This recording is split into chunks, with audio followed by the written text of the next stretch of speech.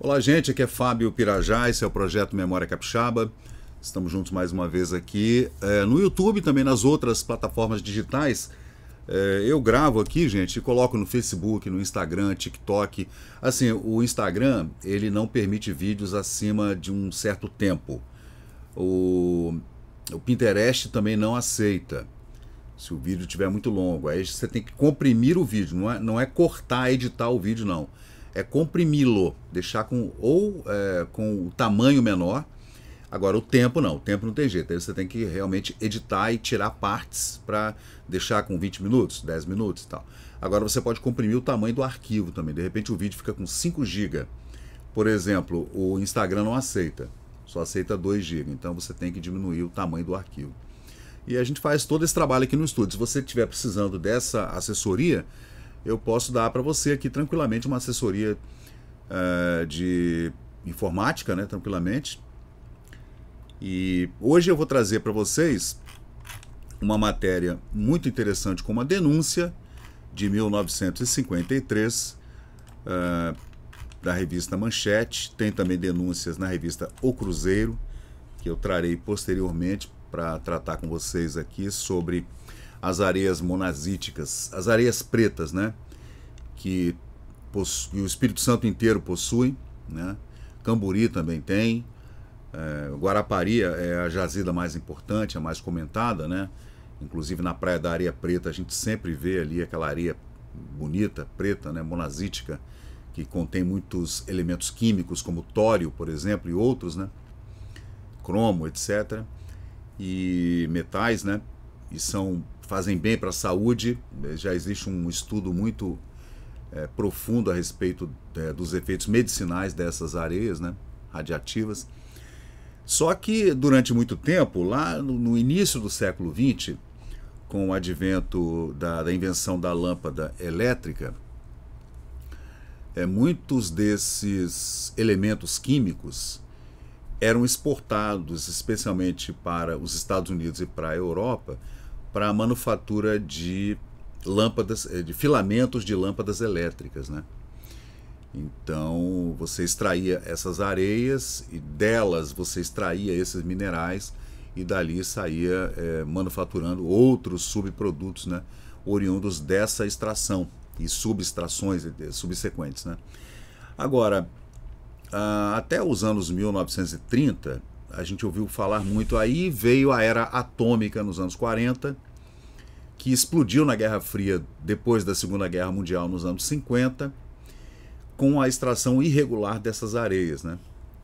Aliás, extração irregular de areia é uma coisa, né, que até os anos 90, 2000 a gente viveu aqui, inclusive com crimes, vários crimes, inclusive do Paulo César Vinha, e tudo que a gente pode comentar no outro vídeo depois, mas a gente vai voltar 40 anos antes e vamos lá para os anos 50, quando em Guarapari foi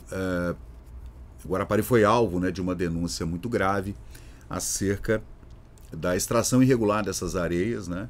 Na verdade, o roubo das areias sem que fossem coletados os tais impostos e tributos e etc., taxas, né, que deveriam voltar para os cofres públicos capixabas, né?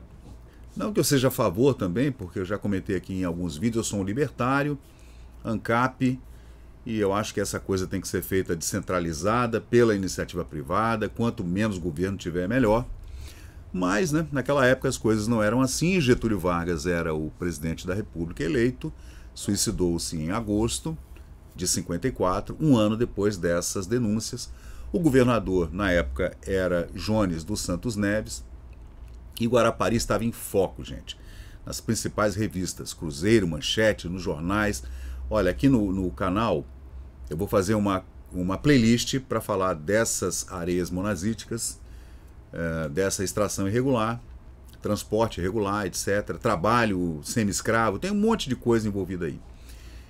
E também eu vou fazer os vídeos todos em cronologia, vou tentar fazer, né, gente, porque é complicado, você tem que pegar a matéria que eu já fiz, a pesquisa, a transcrição e tal, aí você tem que acertar o português, né, colocar num revisor, que eu coloco utilizando inteligência artificial, ou no Bard, ou no ChatGPT, e tem outras dezenas de inteligências que fazem esse acerto ortográfico, de gramática, etc., pontuação, e vou tentar trazer. Mas assim, o bom de você ter as revistas fazendo essas denúncias é que você tem fotografias incríveis, como essas que vocês estão vendo aí, da revista Manchete. A reportagem foi assinada por Darwin Brandão, para a revista Manchete de 1953, está aqui, Salvemos Nossa Monazítica. Aí vamos lá, em Guarapari, no Espírito Santo, as maiores reservas de tório do mundo, a história da luta política com lances cômicos e dramáticos, reportagem de Darwin Brandão. A monazita e a ilmenita do Brasil, SA, nome da empresa, Mibra, muito famosa, né? Mibra, a empresa, é uma das donas da Monazita Capixaba, um grupo poderoso. E aí existem vários nomes envolvidos aí nessa denúncia. E a gente tem que ter cuidado, porque toda vez que a gente mexe, né? Já viu como é, né? As pessoas ficam milindradas e... Ah, era meu bisavô, ah, era meu avô, então já viu, né? Guarapari é uma cidadezinha praieira, distante pouco mais de 1 hora de Vitória, capital do Espírito Santo. Um município pobre, cidade pequena, sem pretensões, que vive exclusivamente das rendas da sua estação de veraneio. Era pesca, né, ali no litoral, o pescado de Guarapari, né, era para consumo próprio e talvez viesse alguma coisa seca para Vitória ou subia para Salvador ou descia para Itapemirim, para o Rio de Janeiro, mas era muito pouquinho, né? E também muitas fazendas, né? Guarapari tinha muitas fazendas mesmo. E também pouca gente ouviu falar no valor radioativo de suas areias, formidáveis e infalíveis na cura de reumatismos e das moléstias da pele. Então, nos anos 50, 40 e 50, Guarapari já era famosa por essas areias por conta de cura de reumatismo, artrose, artrite, etc. E até doenças de pele. Então as pessoas vinham realmente se medicar naquelas areias. Especialmente na praia da Areia Preta, onde ficava o famoso Radium Hotel. Tudo em Guarapari tem o Hotel Thorium, Radium Hotel, era tudo nessa pegada radioativa, né? O pessoal, o Hélio Doria, se não me engano, falava da pista radioativa de Guarapari, que era fazendo uma alusão ao jet set, né, capixaba e carioca, que ia para Guarapari naquela pista radiativa, né, se alegrar com suas praias e seus bares, restaurantes e hotéis, etc. As praias de veraneio e as areias para os doentes de Guarapari têm atravessado a sua existência. Existem relatos sobre essas curas milagrosas dessas areias desde sempre, tá? É muito antigo isso aí. Aí segue a matéria. Mas Guarapari é mais do que isso. É o maior reservatório de minerais atômicos do Brasil, segundo a matéria da revista Manchete, de 1953. As areias de sua praia não são como as areias da praia do mundo, o resto do mundo. Elas contêm monazitas, o que quer dizer que contém tório, cério, latânio e outros minerais radioativos, né? Quer dizer mais ainda que possui materiais indispensáveis para a produção de energia atômica. A gente tem que lembrar que nessa época a gente estava vivendo os testes atômicos para a bomba de hidrogênio, a bomba H, né? A primeira bomba nuclear foi detonada em Hiroshima e subsequente em Nagasaki, no Japão, em 1945, que desencadeou o fim da Segunda Guerra Mundial no Pacífico. Na Europa já tinha acabado com a rendição dos alemães aos russos, né? Hitler matou-se, o Exército Vermelho entrou em Berlim e pronto, acabou a guerra na Europa. Mas a guerra ainda durou meses no Pacífico, né? Uma guerra terrível, que só terminou depois que o presidente americano Truman jogou a bomba atômica, as 2 bombas atômicas lá, né? Fat Boy, Little Man. Aí a gente continua aqui falando da bomba de hidrogênio, né, que é uma bomba muito mais potente, que precisava dessas substâncias, né? E muitas dessas substâncias saíam daqui, de Guarapari. A importância. Acontece que todo mundo sabe hoje o que significa energia atômica. Nessa época também estava havendo já o julgamento do casal Rosenberg, que foram eletrocutados, né, foram para a cadeira elétrica por conta de terem entregado os segredos atômicos americanos para os russos nos anos 50. Sabendo da importância atômica, é fácil calcular a importância dessas jazidas de areias radioativas de Guarapari. É muito simples. Vejamos a Inglaterra, na era da máquina a vapor, durante a Revolução Industrial, com suas reservas de carvão. Vejamos os Estados Unidos com o advento do motor a explosão, e na Alemanha também, né, que foi quem inventou, a Alemanha foi quem inventou o motor a explosão, com suas reservas e controle do petróleo em todo o mundo. O Brasil também já vivia esse ufanismo ali com Getúlio, o petróleo é nosso e tal, Petrobras, Eletrobras, né, tudo era Brás. Uma coisa meio, né, ufanista e ultranacionalista, que vem bem do fascismo do Getúlio. Nós, no Brasil, e especialmente em Guarapari, temos as maiores reservas de tório no mundo, e nosso único concorrente é a Índia. Veja só. Vamos colocar a tabela periódica. Onde está o tório na tabela periódica? Elemento químico, tório, o elemento é TH, peso atômico, deixa eu ver.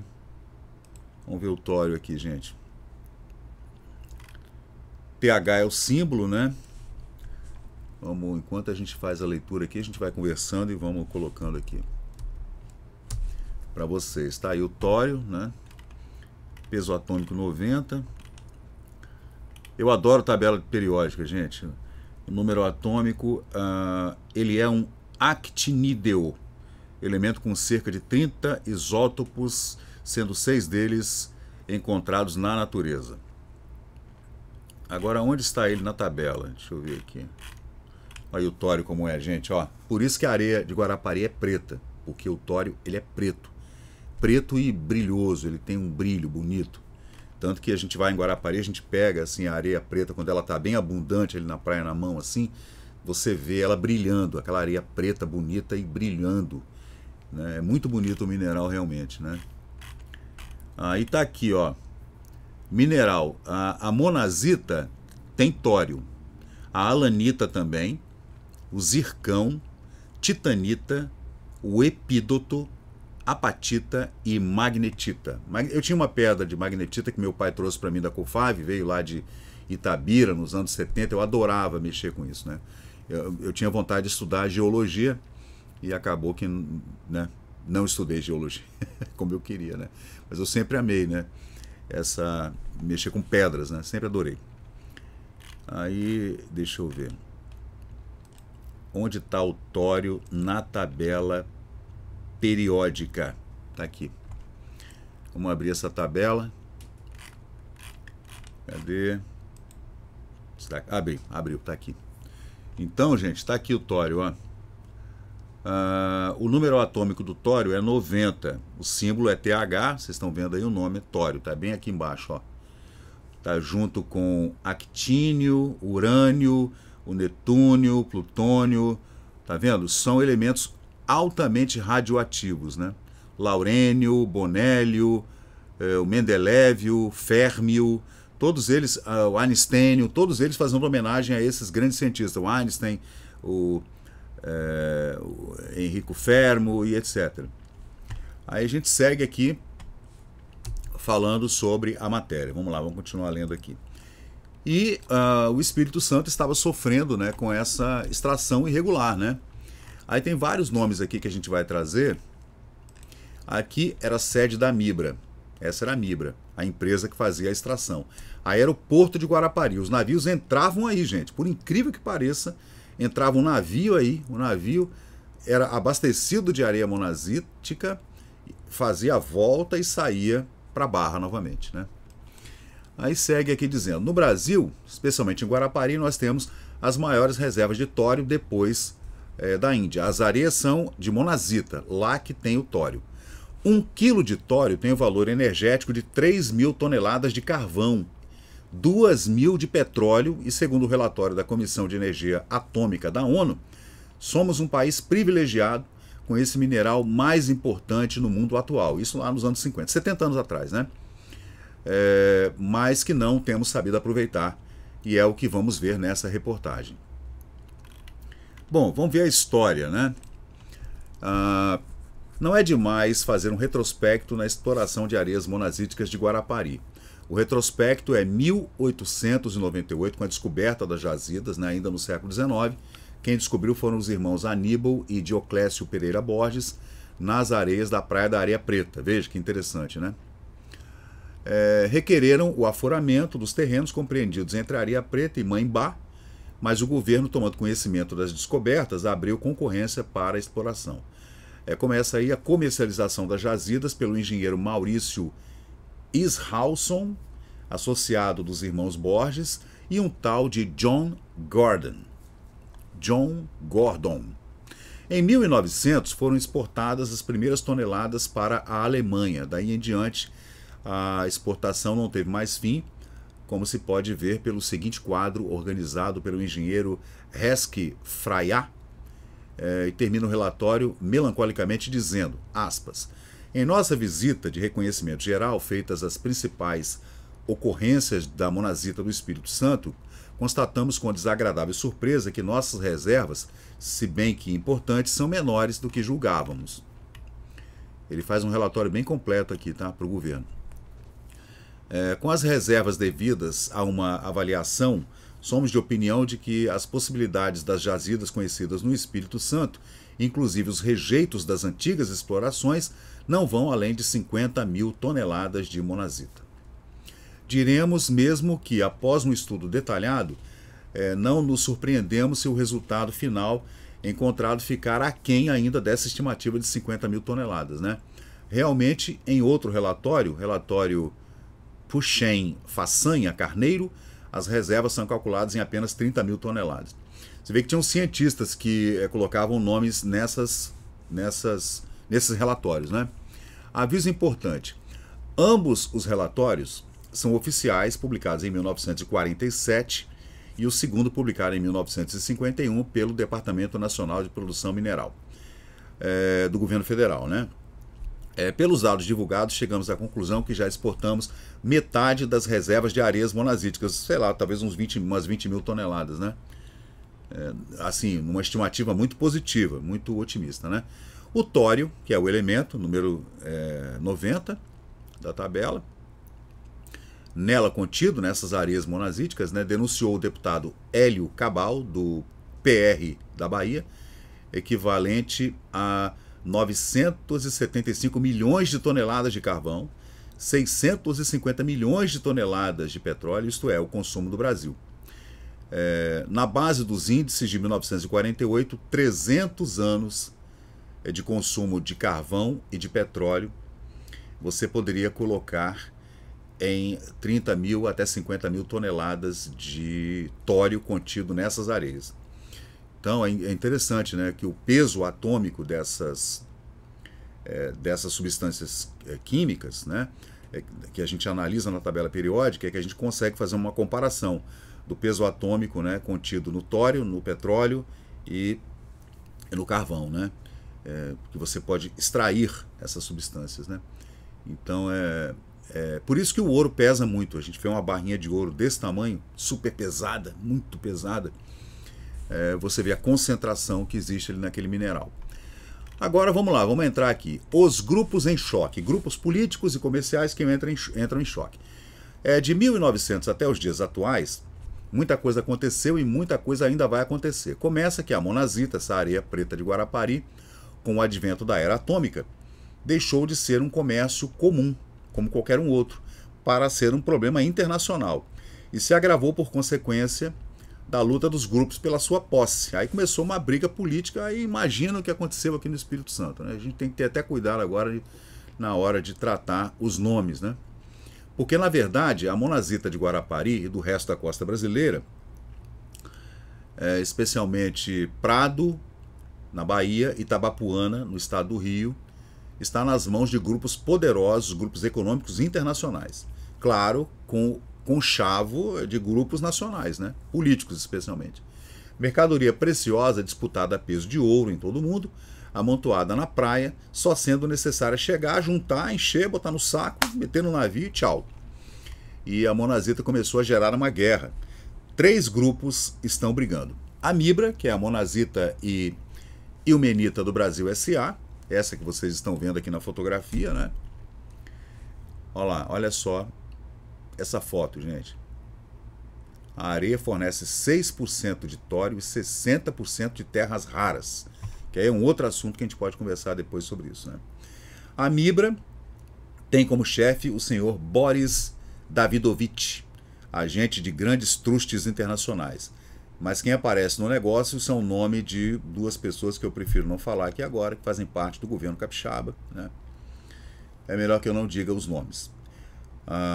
Você pode pesquisar isso aí tudo, tá na Biblioteca Nacional, não tem problema, mas, bom, vamos deixar não vamos nomear. A Orquima é uma outra empresa, envolve outros testas de ferro, um deles, um senhor Santiago, consultor da Comissão de Exportação de Materiais Estratégicos e que exerce função bem grande na empresa, na Orquima. Além de um poeta, né, uma pessoa também ligado à empresa Dupont, norte-americana, que atua no Brasil, com o nome de Rodrigo. Vamos deixar assim, né? Estas 3 firmas, gente, a Mibra, a Orquima e a Dupont, têm na mão o grande negócio de matérias atômicas no Brasil. Às vezes brigam entre si, mas no fim quem lucra são apenas eles, né? Exemplo, a Orquima entrou em choque com a Mibra sobre a questão das exportações. A primeira fez uma campanha vitoriosa para que fosse proibida a exportação da areia bruta, que ela chamou de extração e exportação criminosa, num grande relatório que ela mandou para os órgãos competentes, né? Isso aí chegou até o Supremo Tribunal Federal, tá, gente? Teve comissão parlamentar de inquérito, foi uma confusão dos diabos isso aí. Toda a areia monazítica seria remetida para São Paulo, beneficiada nas fábricas da Orquima, ORQUIMA. Já as terras raras, que têm cério, por exemplo, entre outras substâncias radiativas, seriam usadas pela empresa em suas indústrias e também no combustível atômico, o tório, que seria entregue para o governo. Aí no Porto de Vitória, gente, perdão, no Porto em Guarapari, chegando ao Porto de Vitória, os navios carregados com as areias brutas ainda, tá? Essa é a extração em loco lá, tá, pessoal? Ó. Aqui eram trabalhadores braçais que recebiam uma miséria, talvez trabalhassem até somente por comida e por algum tipo de moradia ali mesmo, um barracão ali no próprio local da extração. É terrível, né, gente? Terrível mesmo. E aí a Mibra, em Guarapari ali. Aí segue que o responsável pela Mibra, que era o senhor Boris Davidovich, achou ruim, gritou, esperneou. Ele que exportou em apenas 10 anos, entre 1937 e 1947, durante a Segunda Guerra Mundial, a bagatela de 8.000 toneladas de areias das praias brasileiras. Já a Orquima ganhou a batalha, o governo baixou uma lei proibindo a exportação, a não ser de governo para governo direto. Aí não tinha mais nenhuma empresa privada dentro. Mas, pô, é governo, né, gente? A areia destinada a São Paulo e beneficiada pela Orquima, em compensação, confessou-me o senhor Boris. Eu tinha nas areias fora do Espírito Santo uma concessão e em troca disso a Orquima não tocava nas areias de Guarapari. É a matéria assinada pelo jornalista Darwin Brandão para a revista Manchete de 1947. Aí vamos seguir aqui. A luta política, aí a gente vê agora a briga política. A grande luta política pela areia monazítica do Brasil, que não era só em Guarapari não, tá? Camburi também tinha, Jacaraípe também tinha, Itabapuana tinha e o Rio de Janeiro tinha, Bahia também. Está se processando cada vez mais feroz a luta política, né? Luta dura, tremenda, com capítulos pitorescos e até dramáticos, né? Suborno, subserviência, crime, traição, patriotismo, ganância, chauvinismo. porque é agora, com a importância que ganhou a era atômica, que o governo resolveu solucionar o caso da monazítica, uma solução que talvez não seja a ideal. Se houvesse várias empresas particulares extraindo, exportando isso aí, numa concorrência livre, talvez com o governo cobrando somente a sua parte de impostos e pronto, acabou. Libera, quem quiser vai lá, tem 500 empresas, então libera para as 500 empresas e pronto, acabou. Mas não, né? Aí tem aqueles grupos políticos que se juntam dentro do estamento burocrático brasileiro, nacional, capixaba, né? E ali eu sou funcionário do governo, estou atrelado ali ao gabinete do governador e eu, né, libero para o meu primo, para o meu amigo, e assim vai. Né? Se liberar tudo de uma vez, quem tiver a capacidade técnica para fazer a extração e a exportação, que o faça e pronto, acabou. Se tiver 500 empresas, eu libero para as 500 empresas e pronto. Mas não, ficaram 2 ou 3 ali, naquele conchavo, uma hora eu tiro, uma hora você tira, uma hora você extrai, uma hora eu exporto, e fica tudo entre eles ali naquela bolha maravilhosa, né? E a luta política da monazítica se divide em vários grupos. Quanto mais o pessoal brigar, melhor, né? O grupo nacionalista é integrado por comunistas, socialistas e às vezes por udenistas e até mesmo por gente dentro do governo, tem o grande apoio dos estudantes. É um grupo mais atuante.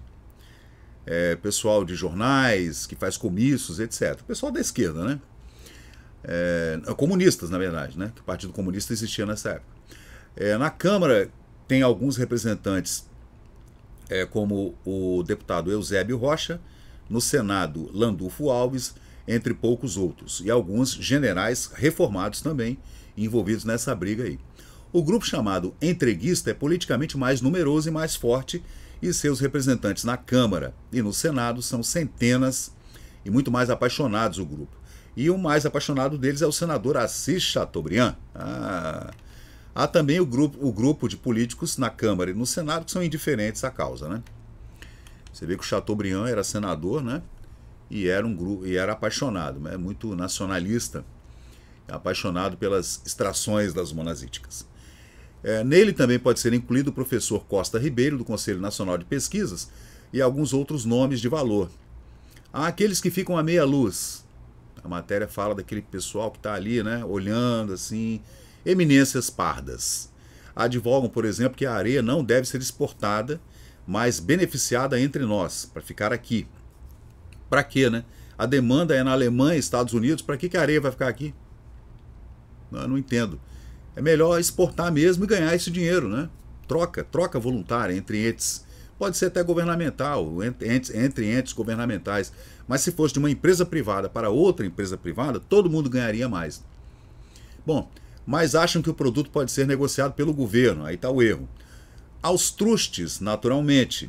Entre eles, Santiago Dantas e mais alguns outros deputados. Finalmente, um grupo nacionalista moderado, se assim é possível lhes dar esse nome. Também o deputado Hélio Cabal, que é uma figura deste movimento, um homem inteligente e que sabe o que quer. Sua tese é a seguinte, do deputado Hélio Cabal, lá no Rio de Janeiro, né? Ainda não havia Brasília, tá, pessoal? A capital federal é o Rio de Janeiro. A monazita deve ser um monopólio estatal. Olha o erro. Olha o erro.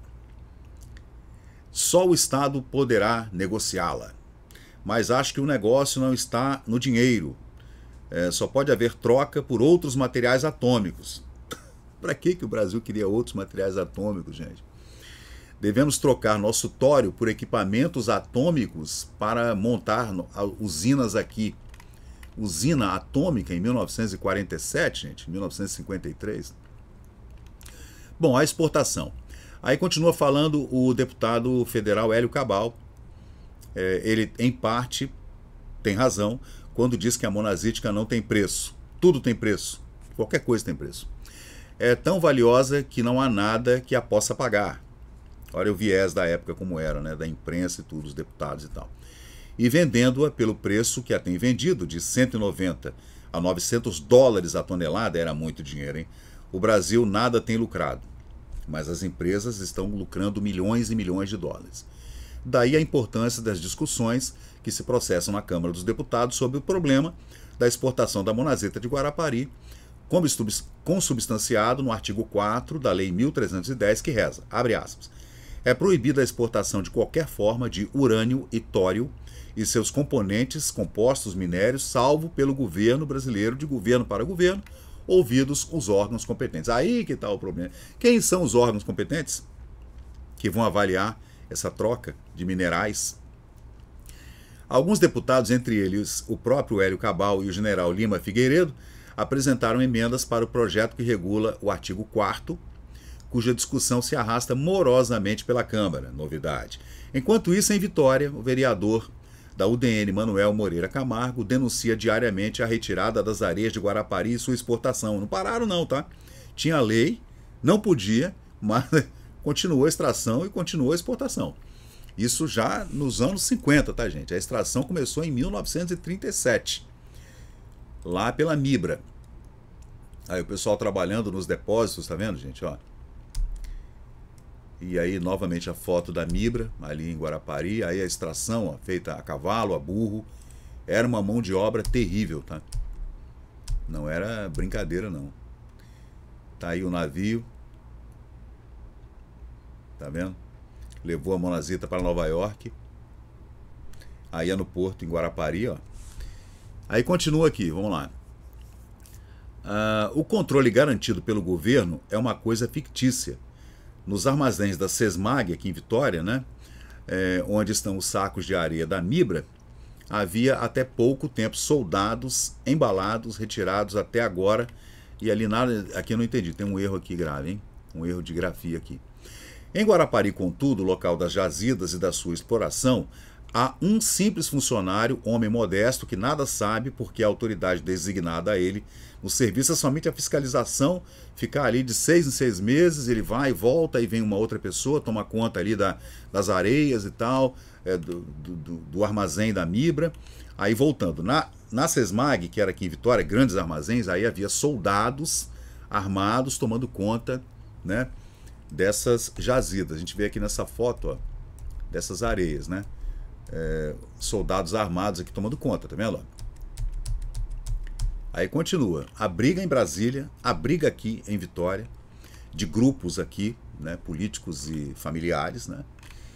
Em Guarapari, contudo, local das jazidas e da sua exploração, tá, tudo bem, já li isso aqui. Num armazém e numa usina na Praia do Suá, encontramos uma placa proibindo a entrada. Entramos e quem nos proibiu a entrada posterior, depois de que já havíamos entrado, né, na Praia do Suá, no armazém, foi um senhor mulato que dormia em cima dos sacos com os papéis na mão. Quando perguntamos a ele para que servia, ou o que ele fazia por ali, esse homem mulato nem mais ou menos soube responder. Essa é a fiscalização garantida e apregoada pelo governo para as minas e depósitos fabulosos das areias monazíticas no Espírito Santo. Colocaram lá um cara para tomar conta. Ó, deixa com ele um revólver, você toma conta aí dos sacos de areia enquanto os navios não são carregados, né? E aí, gente, a matéria continua falando aqui dessas extrações de monazíticas, e a gente vai fazer outros vídeos aqui no canal para tratar desse assunto, que é um assunto que muito nos interessa, esses assuntos sobre essas denúncias, né, de exploração, extração de areias monazíticas aqui em Guarapari. Existem várias matérias tratando desse assunto que eu vou trazer para vocês. Esse é o deputado capixaba Manuel Moreira Camargo, da UDN, que fazia essa oposição e fazia denúncias subsequentes aí nos jornais do Rio de Janeiro, inclusive da capital federal, sobre a extração e a exportação irregular dessas areias, né? E a matéria está toda aqui. Esse é Eusébio Rocha, deputado trabalhista de São Paulo, na Câmara, porta-voz dos nacionalistas que fazem jornais e comícios. Naquela época que tudo tinha que ficar no Brasil, una-se ao Brasil, Petrobras, Eletrobras, Sidebras, tudo era Brás, né? Guarapari Brás, etc. Esse é o Hélio Cabal, que eu comentei com vocês, que era deputado baiano, né? Diplomata também, que era contra a exportação, que o Brasil devia manter as areias aqui. para quê, né? Se você pode exportar e gerar divisas para o país, né? Para que você manteria isso aqui? Ou fazer uma troca por outros tipos de materiais, também é uma boa, fazer uma permuta, né? Também era interessante. Só que a monazítica saindo daqui e chegando a custar de 200 a 900 dólares, né, a tonelada, pelo amor de Deus, era muito dinheiro mesmo, né? E tá aí, essa é a revista Manchete, de 1953, que eu trago aqui para vocês, com reportagem de Darwin Brandão, tratando aqui dessas areias que eram extraídas e exportadas irregularmente, com alguns nomes muito importantes aqui da política capixaba envolvido, né? E a gente vai trazer, vou fazer uma playlist agora no canal aqui, eu vou mandar esse vídeo para playlist no YouTube, e eu vou fazer vários vídeos de todas essas matérias, falando dessa extração, esse roubo de areias, né? Que o Estado não ganhava nada, quem ganhavam eram 3 empresas, inclusive a DuPont americana, né? Então, pessoal, é isso aí, eu sou o Fábio Pirajá, esse é o Memória Capixaba, espero que vocês tenham gostado. A gente vai fazer assim agora, vamos fazer a leitura junto aqui, aí toda vez que eu precisar fazer um apêndice, eu abro uma outra janela, aí a gente vê uma coisa, como eu vi hoje a tabela periódica dos elementos, né? E a gente vai lendo isso aqui e vamos discutindo essas coisas antigas que a gente sempre traz aqui no Memória Capixaba. Valeu, pessoal, obrigado, hein?